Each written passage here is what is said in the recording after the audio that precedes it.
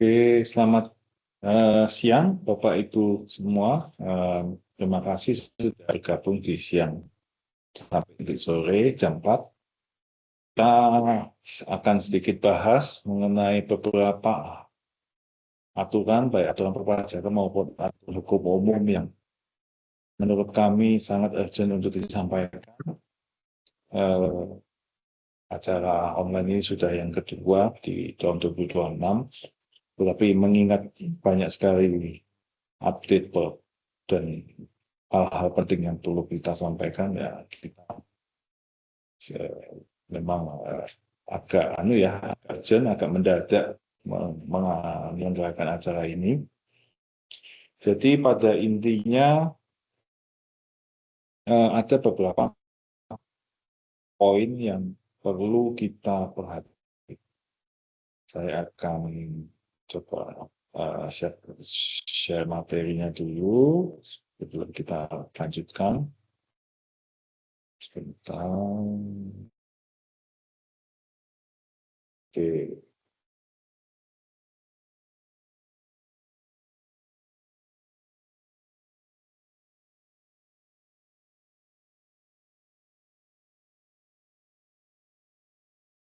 Nanti di akhir kita akan buka sesi tanya jawab untuk Bapak Ibu jika ingin mengajukan pertanyaan. Suara nggak terdengar. Sebentar, suara saya kedengaran nggak, Bapak Ibu?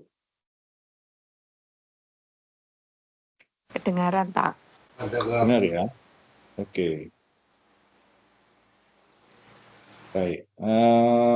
Jadi ada 4 yang kita ingin bahas di siang sore hari ini. Saya jelaskan terlebih dahulu. Ada pertama, update di bulan Januari saya sudah sempat singgung di acara sebelumnya bahwa ada kewajiban RUPS tahunan mulai tahun ini dan laporan tahunan perusahaan, terutama untuk PT. Sekarang sudah jalan, sudah implementasi, dan kita harus perhatikan apa-apa saja yang kita harus lakukan dan apa konsekuensi kalau ternyata kita tidak melaporkan on time ataupun sama sekali tidak melaporkan. Yang kedua, akhirnya, ya Bapak Ibu semua, akhirnya PPh final 0,5% ada aturan definitif. Terbitnya 22 April, baru beredar tanggal 26 Mei. Dan aturannya cukup signifikan berubah, sehingga kita perlu menyikapi dan mengantisipasi nanti di 2007 bagaimana, dan tentunya kalau memang ada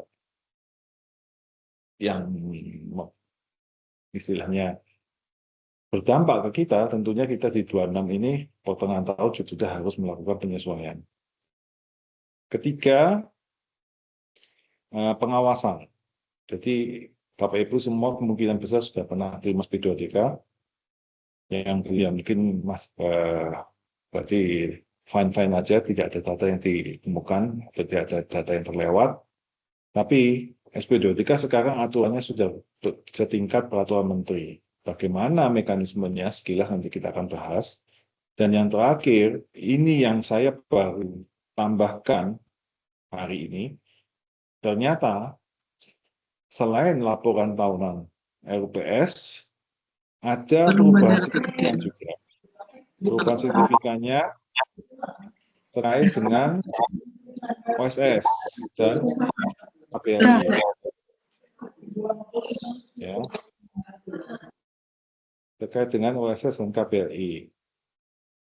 Karena ternyata banyak KPLI-nya perusahaan yang berubah kode di 2025, sehingga harus dilakukan penyesuaian. Apa dampak kalau tidak melakukan penyesuaian, nanti kita coba bahas. Nah, berikut untuk materi yang pertama akan disampaikan oleh Vanessa, ya, sebentar. Silakan Vanessa. Selamat sore Bapak Ibu. Oke, mungkin suara terdengar ya. Oke, perkenalkan saya Vanessa Geona. Hari ini saya mau menjelaskan tentang pelaporan tahunan perseroan terbatas sesuai dengan ketentuan terbaru dari Direktorat Jenderal Administrasi Hukum Umum atau AHU ya. Mungkin ada yang sudah familiar, siapa aja sih yang wajib lapor laporan tahunan ke AHU ini dan mulai kapan ya? Jenis laporannya seperti apa yang dimaksud? Nah, kita akan bahas bersama-sama. Jadi, kalau mungkin dulu Ditjen AHU ini hanya mengetahui data formal perusahaan, sekarang mereka ini ingin fokus ke tingkat transparansi perusahaan, kemudian memastikan suatu PT ini betul-betul aktif, peroleh info kondisi perusahaan secara berkala. Nah, jadi melalui Permenkum nomor 49 tahun 2025 ini, mungkin banyak ya PT yang sebelumnya tidak pernah mengadakan RUPS tahunan, direksi udah ganti tapi belum diperbarui, statusnya aktif di AHU tapi bisnis juga udah nggak beroperasi. Nah, oleh karena itu, sekarang perseroan terbatas wajib untuk melaporkan laporan tahunan ke Ditjen AHU. Nah, laporan tersebut ini berisi informasi kinerja keuangan dan non-keuangan selama 1 tahun buku. Oke, saat ini kita mau bahas soal batas waktu pelaporannya. Ketika kita berbicara soal timeline, deadline dari RUPS ini adalah 6 bulan berikutnya setelah tahun buku. Jadi kalau misalnya tahun buku kita 31 Desember 2025, maka deadline dari RUPS paling lambat di 30 Juni 2026. Nah, oleh karena itu, maksimal batas waktu pelaporan AHU yaitu 30 hari sejak akta persetujuan RUPS ditandatangani atau akta notaris. Oke. Bagaimana persyaratan penyusun laporan tahunan? Ya, oke. Persyaratan ada 4, yaitu disusun oleh direksi, kemudian telah ditelaah oleh Dewan Komisaris sebelum disahkan dalam RUPS. Kemudian, seperti yang saya sudah mention tadi, persetujuan RUPS dibentuk dalam akta notaris. Kemudian, laporan secara elektronik dilaporkan melalui sistem di AHU. Nah, isi laporan tahunannya apa aja itu terbagi menjadi 2, yaitu laporan keuangan dan laporan non-keuangan. Laporan keuangan ini kita susun juga ketika kita mau lapor pajak, berisi neraca, laporan laba rugi, laporan arus kas, perubahan ekuitas, kemudian ada catatan atas laporan keuangan atau CALK. Nah, untuk laporan non-keuangan ini juga perlu kita simak, berisi kegiatan usaha perseroan, kemudian ada tanggung jawab sosial dan lingkungan atau CSR, kemudian ada rincian masalah yang terjadi, laporan pengawasan Dewan Komisaris, nama anggota direksi dan Dewan Komisaris, kemudian rincian gaji dan tunjangan direksi serta komisaris berisi remunerasi, honorarium, gaji, bonus, dan tunjangan yang diberikan kepada direksi dan komisaris selama tahun buku. Oke, bagaimana penerapan layanan penyampaian laporan tahunan ini ya? Jadi, aturan ini mulai berlaku pada tanggal 1 Juni 2026. Dan penyampaian laporan tahunan AHU ini saat ini masih gratis, belum dikenakan PNBP, negara bukan pajak. Sampai saat ini, akte yang melewati batas 30 hari masih bisa digunakan. Nah, terdapat juga sanksi administratif berupa teguran tertulis dan pemblokiran akses SABH secara elektronik. Nah, tentunya ini juga sangat berdampak, proses yang berkaitan dengan notaris juga akan terkendala. Nah, sanksi ini baru berlaku di November 2026. Kemudian, walaupun masih belum ada denda sanksi sampai sekarang, namun tetap ada verifikasi substantif terhadap transaksi perubahan perseroan terbatas seperti perubahan direksi dan saham, kemudian ada ganti nama pemegang saham. Nah, sanksi administratif ini mulai berlaku di November 2026 seperti yang sudah saya mention tadi. Nah, ada hal yang perlu diperhatikan, yaitu pelaporan tahunan wajib disampaikan oleh seluruh PT melalui AHU, dan ini berlaku bagi PT yang wajib audit oleh akuntan publik dan PT oleh akuntan publik. Jadi, seluruh PT wajib menyampaikan laporan tahunan di sistem AHU. Berikut adalah kriteria PT yang wajib audit oleh akuntan publik. Mungkin sebagian dari kita sudah banyak yang memahami, yaitu menghimpunan atau mengolah menerbitkan surat pengakuan, kemudian PT yang merupakan perseroan terbuka atau TBK, yang merupakan persero memiliki aset dan atau omset usaha lebih dari 50 M dan diwajibkan oleh peraturan perundang-undangan. Jadi ya, PT tidak wajib audit oleh akuntan publik adalah seperti yang dikecualikan. Kemudian ini dokumen apa saja laporan tahunan PT wajib audit, ada nama akuntan publik, nomor izin akuntan publik, dan sebagainya. Ini bisa disimak. Selebihnya tentang laporan kegiatan perseroan atau laporan non keuangan juga tetap sama. Untuk diketahui dokumen laporan tahunan PT tidak wajib audit seperti demikian. Ada juga dokumen yang bersifat opsional, seperti dokumen non keuangan yang tadi kita sudah bahas sebelumnya. Nah, ini hal yang perlu diantisipasi oleh perseroan terbatas ya. Jadi kita harus memastikan penyelenggaraan RUPS tahunan tepat waktu untuk persetujuan laporan tahunan. Kemudian menyiapkan laporan keuangan sesuai standar akuntansi yang berlaku. Kemudian memastikan status PT apakah termasuk kategori wajib audit atau tidak wajib audit, seperti ciri-ciri yang sudah kita ketahui tadi. Kemudian menyiapkan dokumen pendukung yang akan diunggah ke sistem AHU. Kemudian memastikan data perseroan, direksi, dan dewan komisaris pada AHU telah diperbarui. Menyiapkan proses audit lebih awal bagi PT yang memenuhi kriteria wajib audit. Kemudian mengalokasikan waktu dan sumber daya untuk memenuhi kewajiban pelaporan tahunan secara tepat waktu. Kemudian menyiapkan dokumen dan bukti pelaporan sebagai arsip perseroan.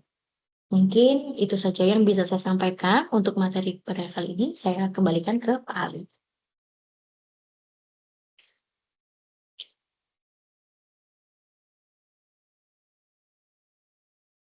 Oke, baik. Terima kasih Pak Nisa. Jadi demikian ya Bapak Ibu, materi pendukung pas benar. Nah, selanjutnya kita masuk ke topik yang berikut, BPH 0,5%. Jadi akan dibawakan oleh Desmita. Silakan. Baik, selamat siang Bapak Ibu. Saya Deswita yang akan membahas PP nomor 20 tahun 2026 yang merupakan perubahan atas PP nomor 5 tahun 2022 mengenai pengaturan PBH final UMKM 0,5%. Fokus utama perubahan ini adalah memperpanjang fasilitas bagi UMKM yang benar-benar berhak sekaligus menutup berbagai penghindaran pajak yang selama ini sering digunakan. Secara garis besar, terdapat 5 perubahan utama. Yang pertama, penambahan pasal 20A mengenai biaya yang tidak boleh menjadi pengurang penghasilan bruto, yaitu suap dan gratifikasi. Kedua, penyesuaian jenis pekerjaan bebas yang tidak dapat menggunakan PPh final 0,5%. Yang ketiga, ada perubahan subjek dan pengecualian subjek PPh final 0,5%. Keempat, perubahan cara menghitung omset 4,8 miliar sebagai batas penggunaan fasilitas UMKM. Dan yang terakhir, penghapusan batas manfaatan PPh final 0,5% untuk wajib pajak orang pribadi dan PT perorangan.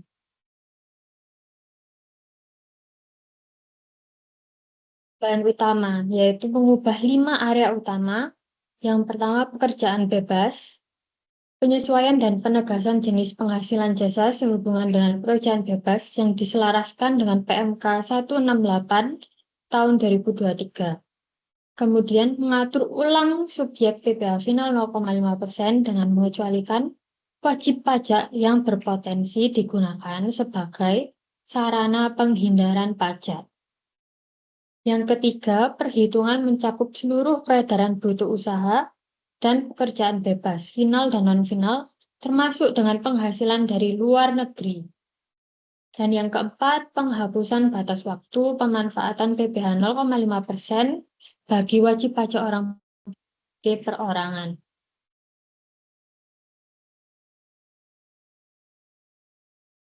Penyesuaian pekerjaan bebas. Pada PP beberapa profesi baru di era digital belum diakomodasi. Sehingga melalui PP 20 tahun 2026, pemerintah menegaskan bahwa influencer, selebgram, blogger, vlogger, konten kreator, pelukis, pemahat, dan profesi sejenisnya termasuk kategori pekerjaan bebas. Konsekuensinya adalah penghasilan dari profesi tersebut tidak dapat menggunakan PPh final UMKM 0,5%, di mana harus menggunakan mekanisme perpajakan umum, yaitu pembukuan atau norma perhitungan penghasilan neto (NPPN) sesuai ketentuan yang berlaku.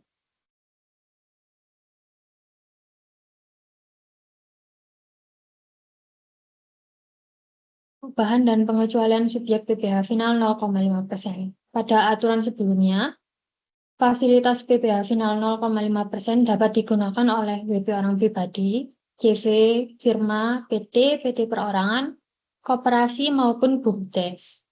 Namun dalam aturan baru, fokus fasilitas ini dipersempit menjadi WP orang pribadi, PT perorangan, dan koperasi saja. Tujuannya adalah agar fasilitas UMKM benar-benar dinikmati oleh pelaku usaha kecil dan tidak digunakan sebagai sarana perencanaan pajak oleh entitas usaha yang lebih besar.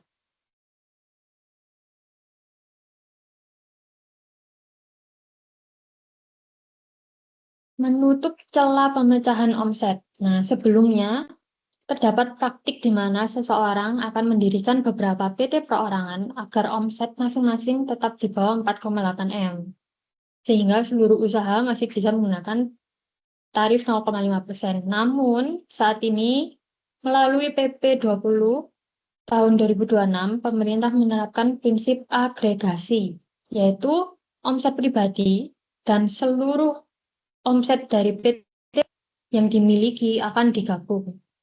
Jika totalnya melebihi 4,8 miliar, maka fasilitas PPh 0,5% tidak dapat digunakan lagi. Selain pemerintah melihat substansi ekonominya, bukan hanya jumlah entitas yang dibentuk.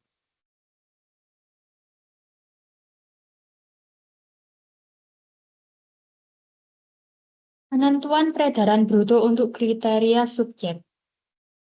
Melalui basis perhitungannya pada PP nomor 20 tahun 2026, jumlah keseluruhan peredaran bruto dari usaha plus jasa pekerjaan bebas, dengan mencakup penghasilan final dan final serta pemasukan dari luar negeri, di mana beresiko keluar dari kriteria 0,5% jika total akumulasi seluruh sumber penghasilan melebihi 4,8 miliar.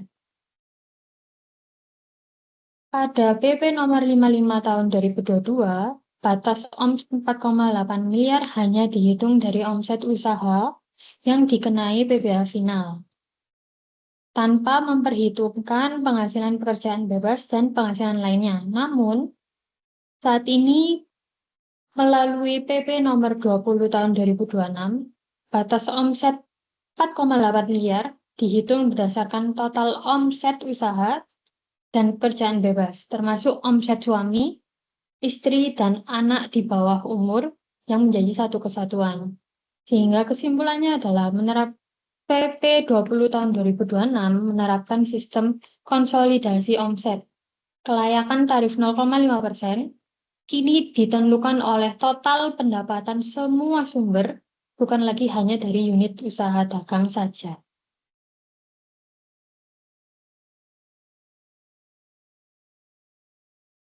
Contoh kasus. Contoh ini menunjukkan perbedaan yang cukup jelas.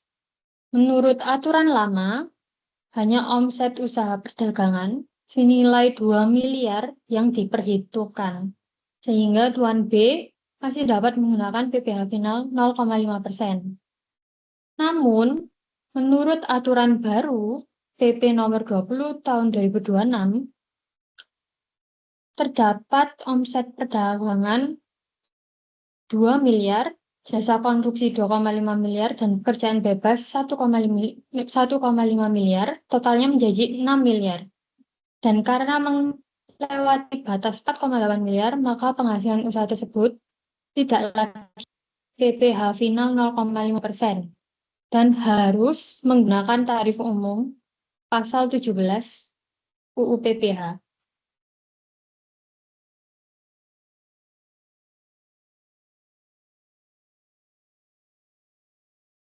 Contoh kasus yang kedua.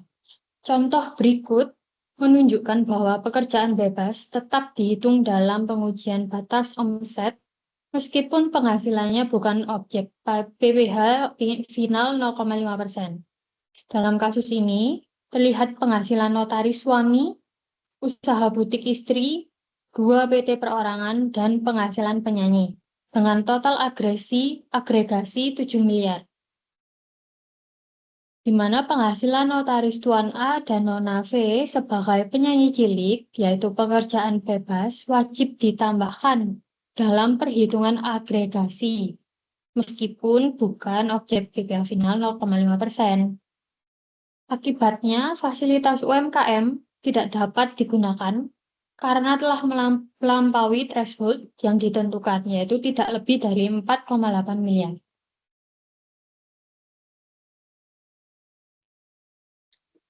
Meskipun terdapat pengetatan aturan, pemerintah tetap memberikan masa transisi. Wajib pajak orang pribadi dan PT perorangan yang masa fasilitasnya berakhir pada tahun 2024 atau 2025 diberikan kesempatan menggunakan tarif 0,5% sampai akhir tahun 2026. Khusus koperasi yang terdaftar sebelum PP berlaku dan masa berlakunya habis di 2024 hingga 2029 diperpanjang hingga akhir tahun pajak 2029. Selain itu, surat tangan yang sudah dimiliki tetap berlaku selama wajib pajak masih memenuhi persyaratan. Sebagai kesimpulannya, PP nomor 20 tahun 2026 memiliki dua arah kebijakan. Di satu sisi, memberikan kemudahan dengan menghapus batas waktu penggunaan tarif 0,5%, namun di sisi lain memperketat pengawasan melalui aturan agregasi omset dan anti penghindaran pajak. Oleh karena itu, setiap wajib pajak yang menggunakan fasilitas UMKM perlu mengevaluasi kembali struktur usaha, omset gabungan, serta jenis kegiatan usahanya, agar tidak terjadi kesalahan dalam penerapan tarif pajak. Terima kasih. Oke, terima kasih sebentar. Untuk dua materi berikutnya saya akan sampaikan.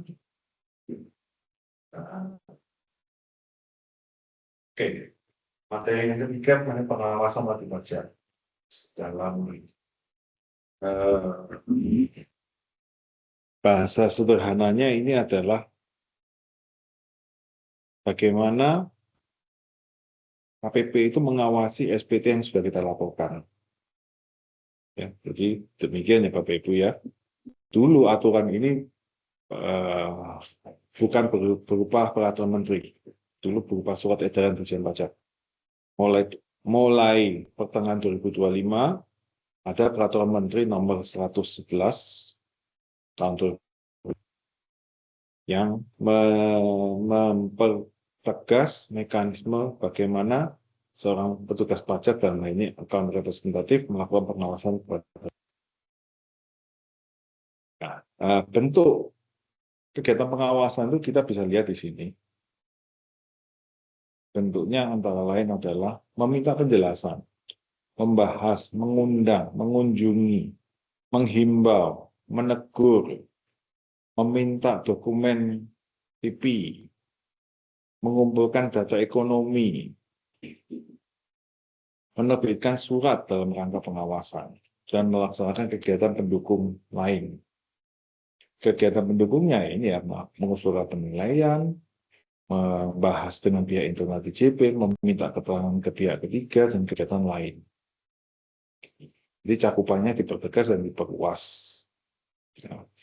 Jika kita sebagai wajib pajak sedang dilakukan pengawasan dalam hal ini, misalkan terima surat himbauan atau terima SP2DK, surat cinta ya dalam bahasa umumnya biasanya disebut, maka kita perlu menyampaikan tanggapan.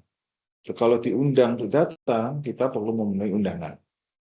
dan memberikan kesempatan kalau KPP melakukan visit. Visit itu wajar, dalam arti bahwa KPP itu perlu mengetahui sebenarnya bentuk usaha kita, kegiatan usaha kita apa.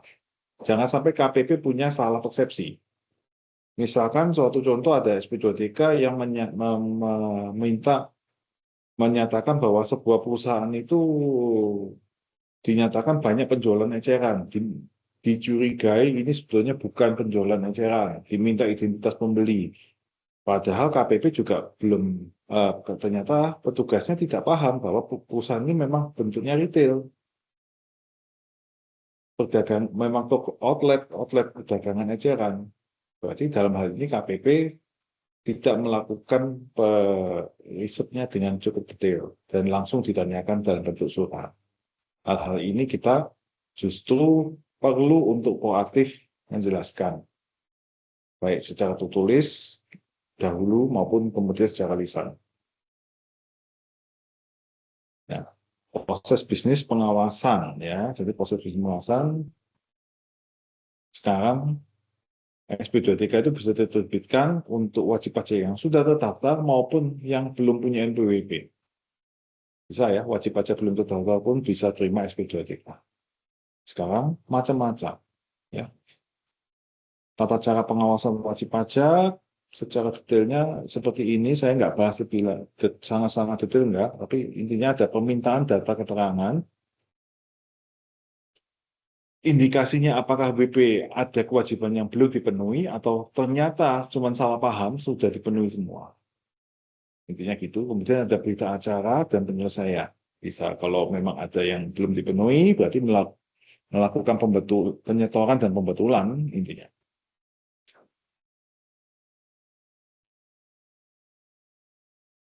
Jika memang ternyata tidak ditemui titik terang, bisa berbagai macam usulan. Misalnya usulan pemeriksaan, atau mungkin kalau sudah clear usulan pencabutan NPWP, pencabutan PKP, segala macam ya. Terutama untuk misalnya wajib pajak yang sudah meninggal.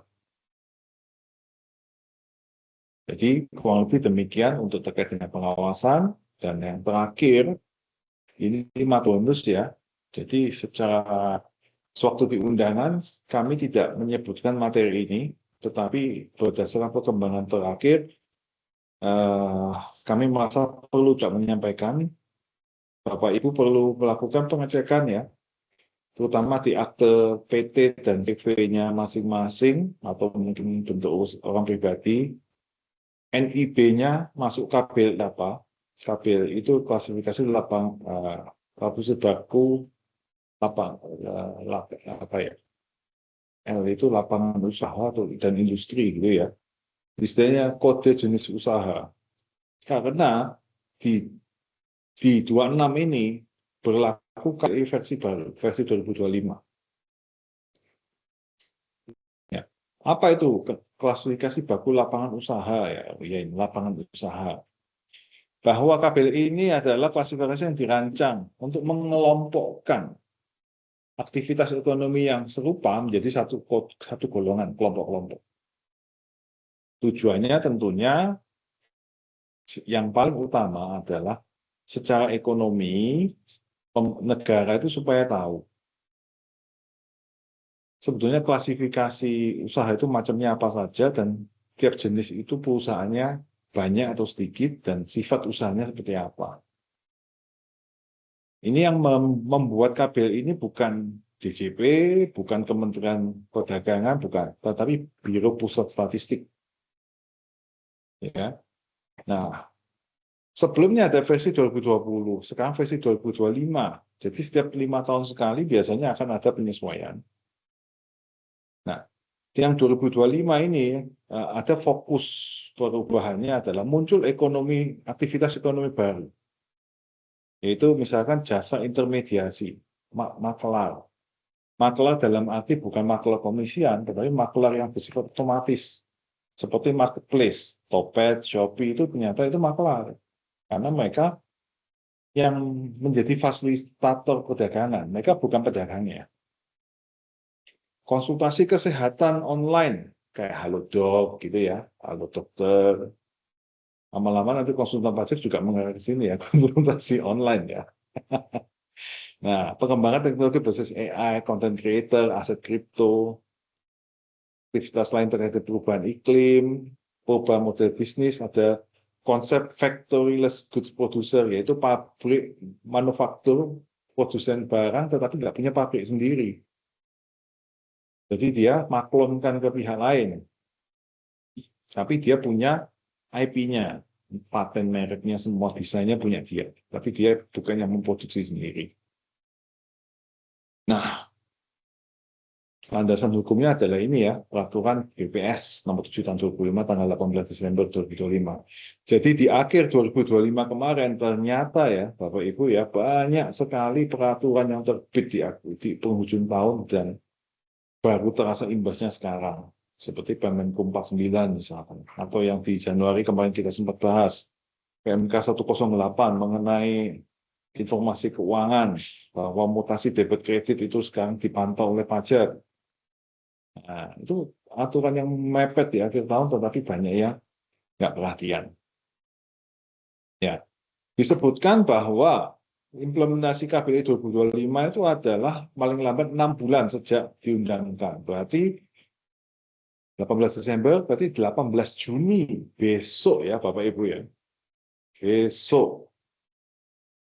Nah, sekarang pertanyaannya apakah perusahaan Bapak Ibu sudah mengecek KBLI-nya berubah atau tidak? Jadi tidak semua ya. Nah ini saya skip aja nggak apa-apa, ini teknis sekali. Jadi tidak semua harus mengubah akte. Tetapi kita harus perhatikan jenis usaha kita, misalkan perdagangan eceran obat di apotek. Nomornya yang dulu berapa, sekarang berapa. Atau bahkan misalkan jenis usaha kita dipecah, berubah, sekarang jenis usaha kita nggak ada. Tapi berganti nama. Jadi contoh ya, kalau kita bisa lihat di sini, ini informasi dan komunikasi sekarang pecah menjadi 2 kategori. Aktivitas penerbitan penyiaran sama aktivitas telekomunikasi. Pecah, berarti kodenya pasti beda. Nah, hal kayak gini yang kita harus perhatikan. Cek ulang. Apakah KBLI kita yang di akte berubah? Kalau ternyata berubah, kita masuk yang di sini harus merubah KBLI-nya. Izin usaha kita yang untuk KBLI yang sudah terbit nggak ada masalah ya, atau KBLI yang tidak berubah nggak ada masalah. Tetapi bagi yang KBLI-nya berubah, berarti kita harus menyesuaikan. Bagaimana? Nah, contoh kalau kita ada KBLI yang ternyata berubah, tetapi penyesuaian kayak gini, Bapak Ibu. Ini contoh yang saya dapat dari salah satu klien yang ternyata dari 5 KBLI ada 1 KBLI-nya dia yang berubah. Dia mau mengakses OSS kena blokir. Berdasarkan deteksi dini oleh sistem OSS yang terintegrasi dengan AHU online, KBLI yang Anda gunakan masih menggunakan KBLI lama 2009 atau 2017. Mohon maaf, Anda tidak dapat melakukan permohonan perizinan berusaha di sistem OSS dan harus melakukan penyesuaian akte melalui notaris terlebih dahulu. Jadi izin usaha, ngajukan izin baru atau misalkan urus IMB, urus AMDAL, urus segala macam yang di OSS nggak bisa. Ya. Terus bagaimana caranya mengupdate? Pertama, kalau PT dan CP, akte notarisnya harus dirubah dulu. Nyambung lagi yang tadi materi yang Vanessa sebutkan, ini pas momennya RUPS. Jadi selain RUPS mengurus laporan tahunan, sekalian RUPS mengupdate KBLI. Apakah semua KBLI harus diupdate? Tidak, hanya yang, sekali lagi ya, yang saya singgung, hanya yang berubah. Cek dulu kategorinya. Kedua, kalau sudah KBLI, sudah RUPS, atau perubahan akte CV, atau PT perorangan pun juga ya, maka otomatis oleh notaris akan didaftarkan ke AHU. Setelah AHU-nya berubah, baru kita login ke OSS, mengurus NIB, mengupdate. Untuk masing-masing KBRI, diurus NIB satu-satu semua, sehingga perizinan menjadi terupdate. Ya, perizinan ini menjadi terupdate, dan kemudian status isinya jadi valid, ya Bapak Ibu. Karena kalau enggak, misalkan Bapak Ibu mau import mesin, import barang, OSS-nya nggak bisa, ya ini problem. Mau mengajukan SKB nggak bisa. Kalau OSS berarti akan nyambung ke INSW juga, ya terkait dengan proses ekspor import. Oke, untuk materi total 4 sudah selesai. Saya rasa kita masuk ke sesi tanya jawab aja. Silahkan Bapak Ibu, kalau ada yang ingin ditanyakan, boleh langsung open mic, silakan. Atau mau raise hand dulu juga silakan.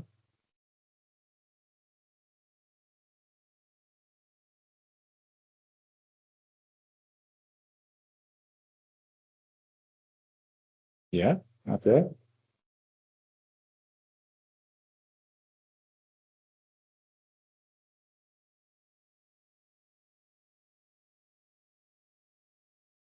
Silakan Bapak Ibu. Ada yang ingin ditanyakan terkait dengan keempat topik ini.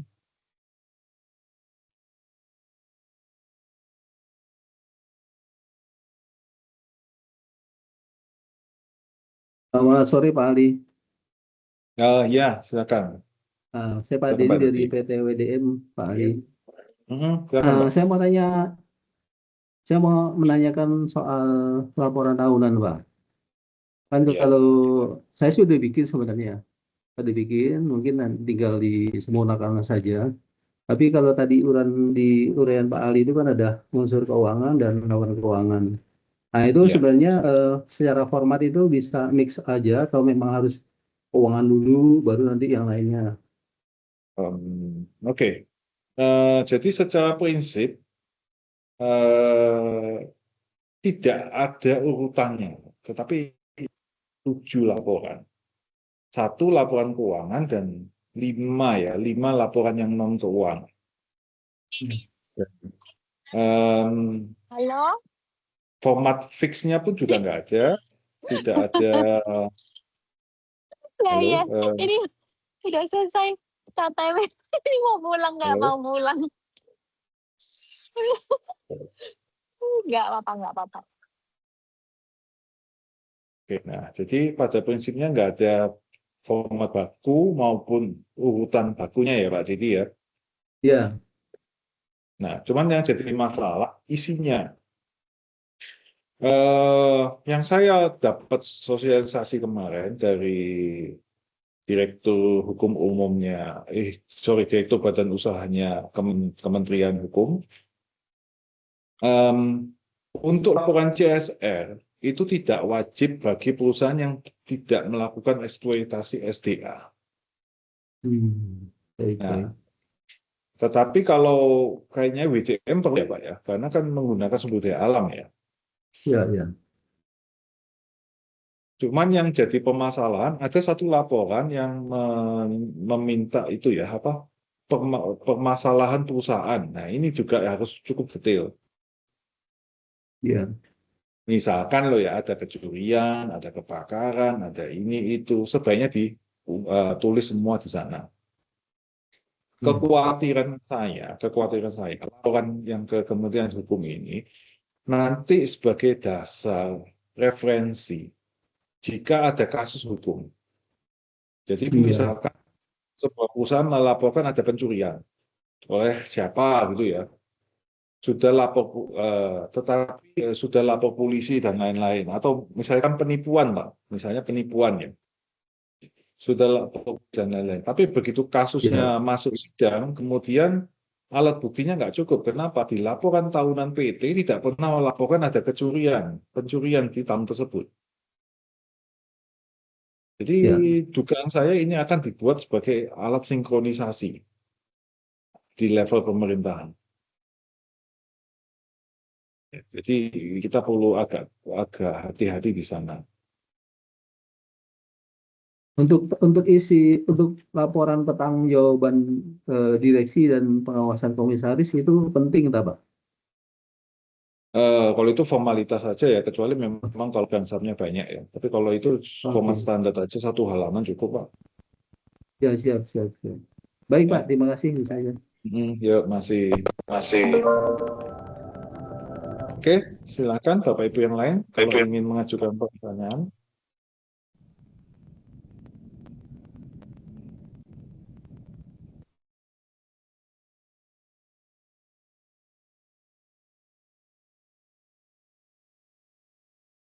Siang Oh iya, siang, dengan Bu Tanti ya. Tanti. Ya, silakan Bu. Pertanyaan untuk CSR, Pak. Itu Ya. saya masih belum paham. Karena simpang siur ada informasi juga untuk CSR sebetulnya tidak wajib untuk semua KBLI. Betul, Pak? Atau wajib untuk semua KBLI? Ya. Memang kalau kita melihat undang-undang PT, sebetulnya semua PT itu wajib CSR. Tetapi yang menjadi titik utamanya adalah perusahaan yang melakukan eksploitasi sumber daya alam. Ini langsung dari itu ya, Kementerian Hukum kemarin, Direktur Badan Usaha mengatakan untuk laporan CSR tetap harus dibuat. Tapi kalau misalkan kosongan, tidak ada melakukan CSR pun, bagi perusahaan yang bukan eksploitasi SDA, tidak ada konsekuensinya. Tetap itemnya tetap harus ada ya, nanti ya. Dari 7 laporan itu nggak boleh ada yang nggak ada dokumennya. Oke, Pak. Makasih. Oke, Bapak Ibu yang lain, kalau ada pertanyaan silakan. Mungkin KBI-nya tolong dicek juga ya, Bapak Ibu ya. Yang contoh yang tadi saya screenshot itu dari Bu Tanti itu, bahwa kena blokir itu. KBI-nya berubah.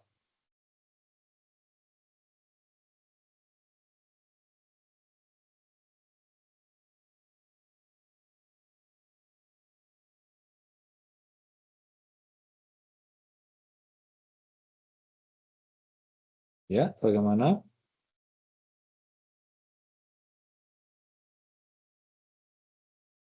Yang PP 20 itu juga tolong nanti kita tentunya di internal Pasarpun akan melakukan evaluasi. Tapi Bapak Ibu juga perlu pastikan apakah terutama yang punya persoalan perorangan ya, itu juga kita harus perhatikan apakah apa yang harus dilakukan di pertengahan tahun ini untuk persiapan supaya 2020 itu tidak terjadi komplikasi. Karena cukup banyak ya yang berubah.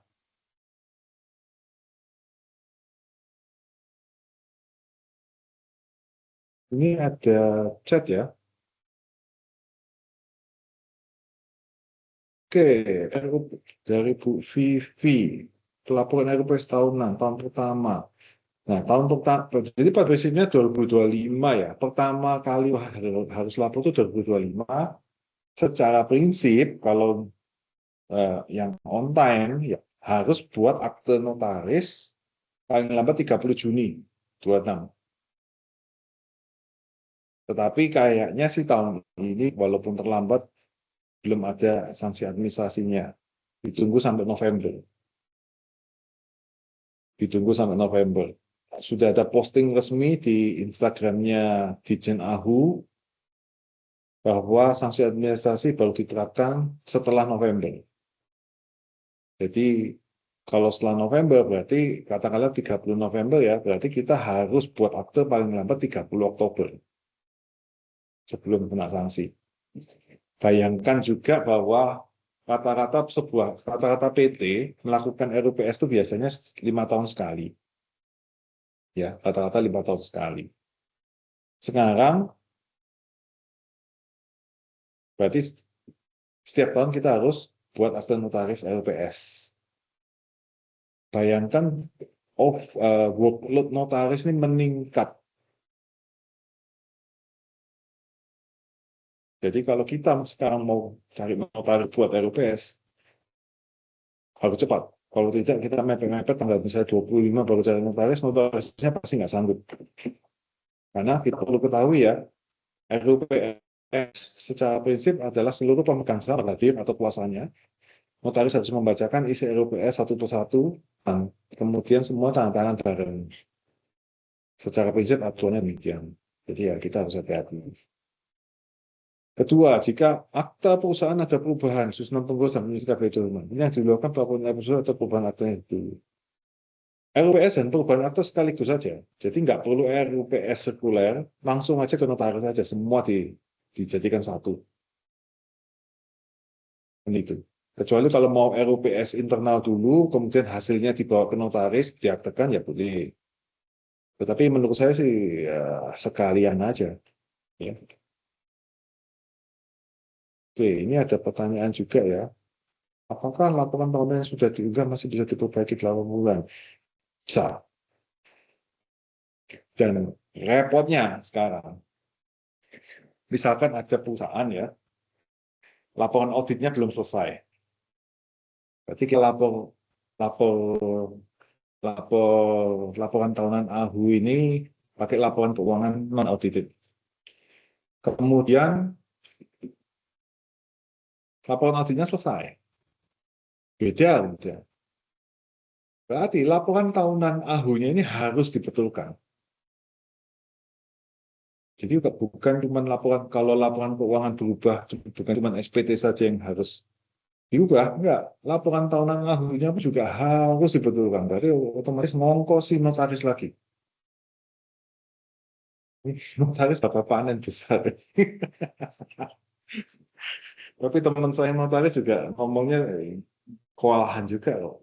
Jadi bagi mereka omset juga bukan kali 5 ya, mungkin cuma kali 2 aja. Karena nggak ngatasi juga kalau nangani semua. Oke, mungkin sementara itu Bapak Ibu yang lain ada yang ingin ditanyakan?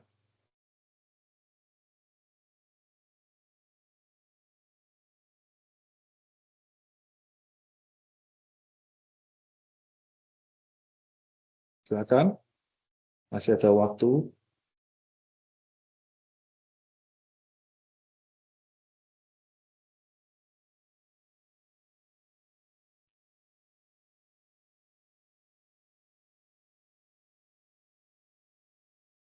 Yang perlu kita perhatikan ya, untuk laporan tahunan, yang dimaksud dengan laporan keuangan itu bukan cuma laporan keuangan yang untuk SPT ya, Bapak Ibu ya.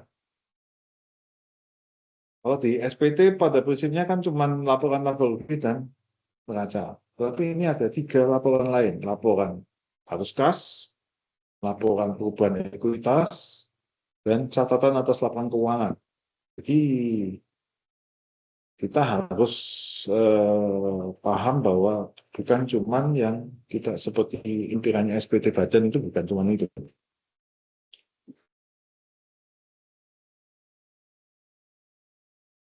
Oke. Bagaimana Bapak Ibu? Ada pertanyaan lain?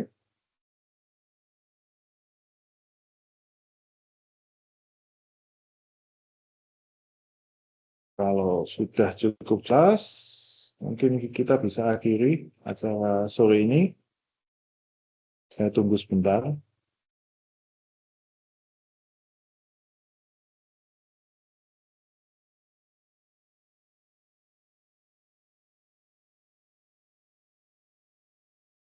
Oke ya, kalau gitu saya rasa sudah cukup acara kita siang sampai sore ini. Terima kasih sudah menyempatkan join, dan karena ini acaranya cukup ya. Oh, ini ada pertanyaan. Sorry, itu dari Bu Dewi ya. Penggabungan hasilnya badan usaha hanya CV tidak. Ya, CV tidak. Jadi yang dilihat hanya omset pribadi suami, omset pribadi istri, omset PT perorangan milik suami, omset PT perorangan milik istri, dan kalau ada penghasilan anak yang di bawah umur. Kriteria di bawah umur adalah di bawah 18. Pak Doni, laporan UCW tidak ada. PT perorangan ada semacam laporan tahunan, tetapi nggak perlu pakai notaris, upload sendiri di sistemnya AHU, tapi jauh lebih simpel. Laporan keuangan yang dilampirkan itu juga hanya sesuai SPT saja, neraca laba rugi. Yang PT biasa ini yang ekstra, ya. PT biasa ini yang ekstra. Oke, untuk laporan tahunan, data sinkron dengan laporan keuangan di SPT tahunan, iya, pada prinsipnya iya. Bahkan kalau saya sarankan, misalkan Bapak Ibu ada masalah perpajakan pun, di laporan mengenai problem perusahaan pun juga harus dicantumkan bahwa tahun ini kena pemeriksaannya nggak bisa memahami kondisi gini, sebutkan aja, tempat curhat aja nggak apa-apa. Biar Kementerian Hukum mengerti permasalahan di lapangan. Ya. Mau kecurian, kebakaran, ada apa, mungkin diputus kontrak dengan supplier, misalkan sehingga omset bakal turun, dan lain-lain. Ceritakan aja. Kesempatan curhat juga ya. Siapa tahu data ini juga menjadi, siapa tahu bisa mensupport sebagai alat bukti, misalkan kalau ada kasus. Oke, kalau gitu saya akhiri dulu. Terima kasih Bapak Ibu semua. Selamat sore di kesempatan berikutnya ya.